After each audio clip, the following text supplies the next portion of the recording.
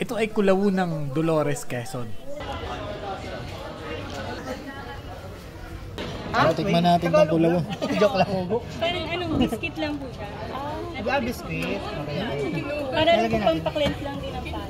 Sa puso ng kulturang Pilipino ay matatagpuan yung isang lutuin na may pangalan. Kasing kakaiba siya ng kanyang lasa. Ito yung kulawo. Kulawong talong. So ano nga ba ang kulawo? Ito ay isang pamamaraan ng pagluluto kung saan ang kinayod na niyog ay pinapainitan o binabangay mo sa uling o kaya sa pargan bago mo katasin ang gata. So siya yung nagbibigay dun sa dish ng smoky and creamy flavor. Napaka-popular nito dito sa aming lalawigan ng Quezon.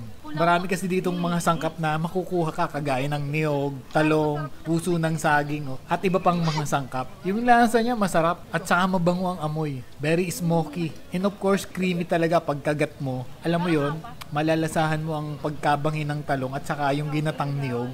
Masarap din itong samahan ng inihaw na karne o isda. Pagkain mo, grabe ang sarap. Grabe, kahit ko lang kanin. So, Rice lang. iba yung ulam. Sana na po yan. So, wala na yun na po ang kasunod. Sunod mo lang singit natin.